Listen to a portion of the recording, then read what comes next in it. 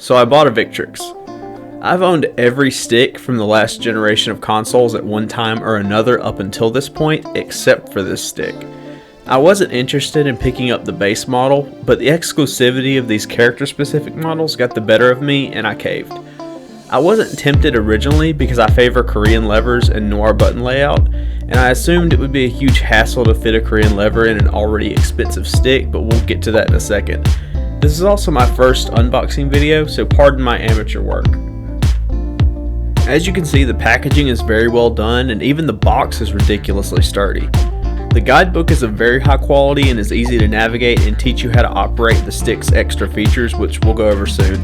There's a lot about this stick that just comes together and shows how well thought out its design is that makes it a very strong product.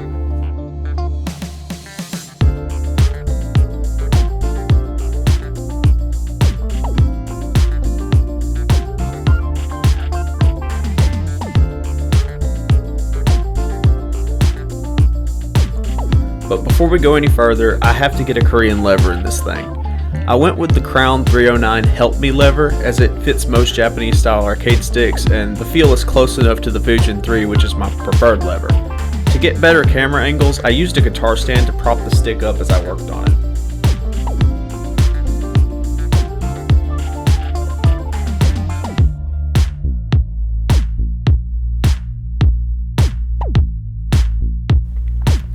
And here, I noticed something I haven't seen mentioned, but would have been a huge selling point for me had I known.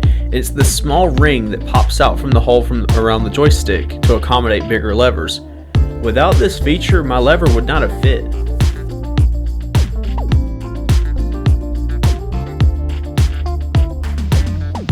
Also, the design of the Victrix scored more points with me with this small cutout for Korean wiring setups.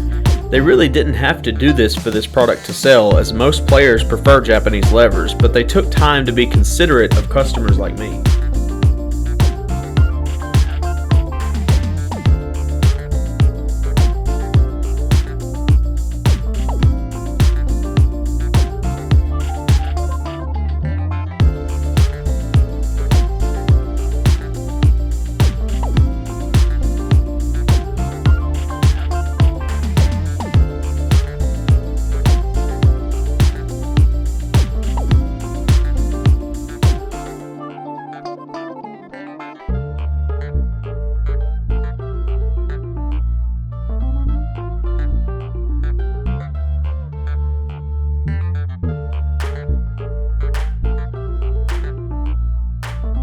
With that out of the way, let's cover the features, starting with the lighting. The first setting simply sets a color of your choice to stay active at all times on the top and sides of the stick. You can change this color by holding the lighting button and moving the joystick to the left or right.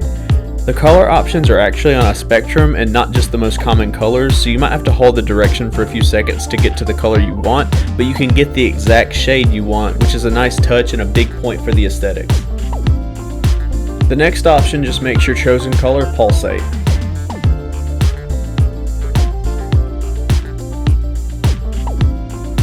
The next option simply cycles through the colors continuously. The fourth option makes the stick light up with your chosen color when you perform an input. And the fifth and sixth options are just really bright white and dim white. The next feature is the headphone button. To adjust volume, you just hold the button and move the joystick up or down. You can also double tap it to mute or unmute. Next is the series of button remap options. This is actually my biggest con with this product, as I would have just preferred the layout be simple, maybe take the headphone button out and put R3 there just for training mode convenience.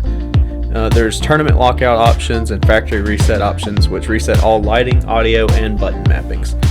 Now to actually play the game with this stick.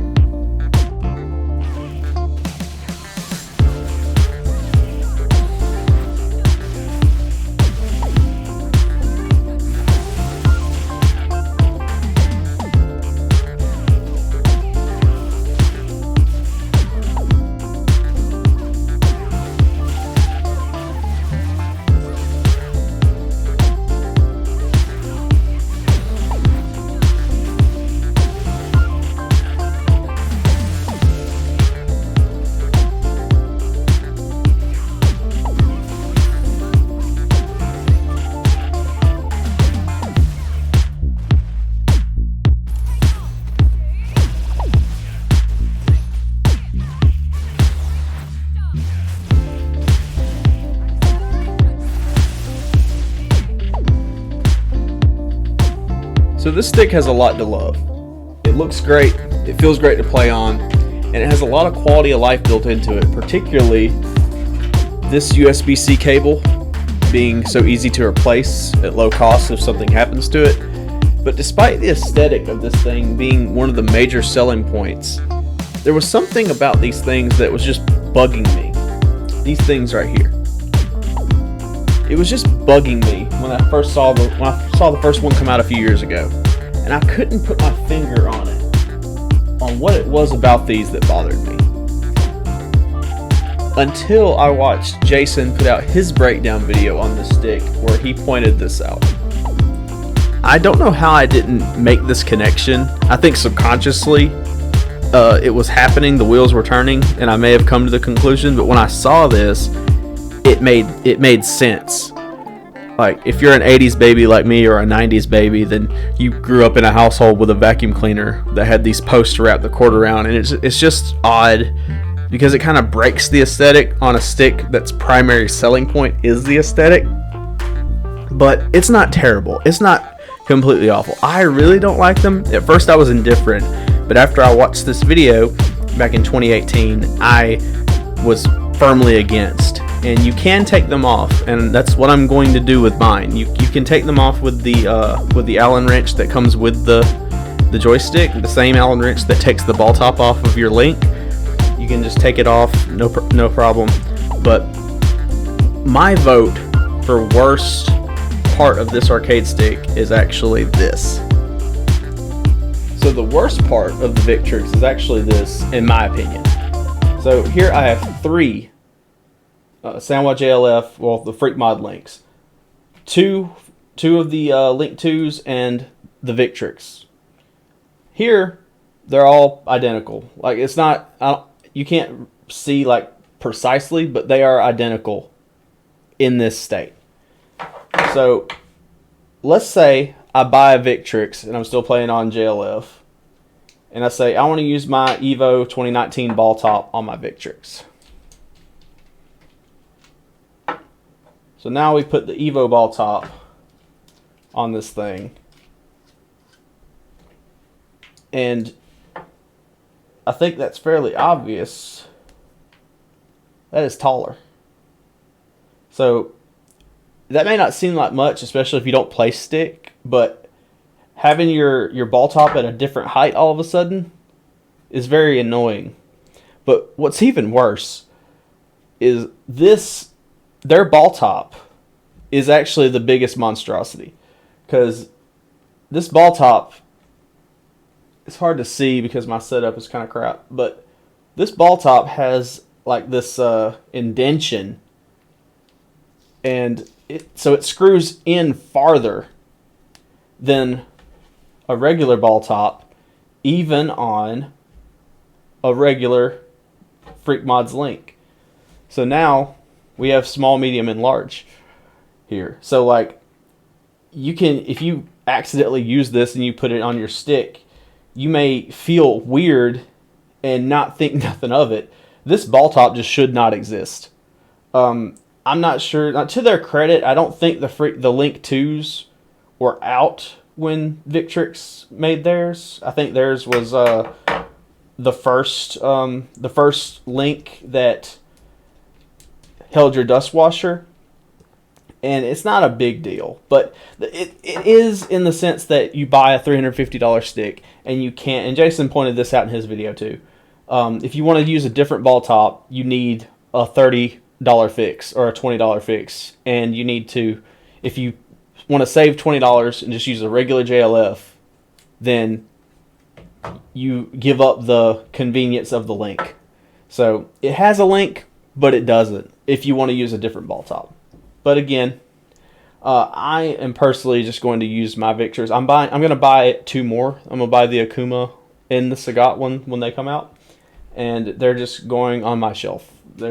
I'm probably not going to be taking them to tournaments, but I wanted the exclusivity of them. And I forgot to mention this, but my model, my Cammy model, is number 28 of 250.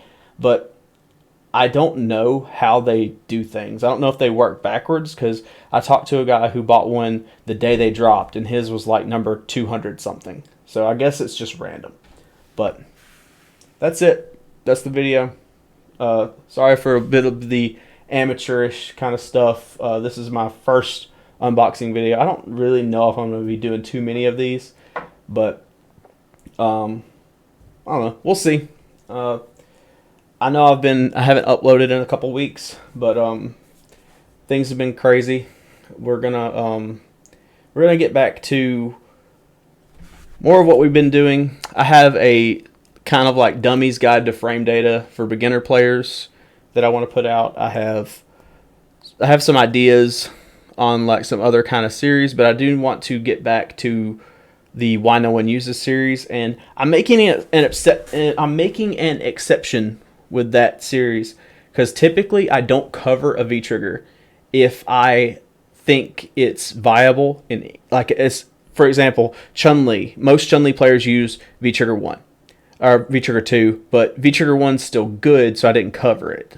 And she does use it in some matchups.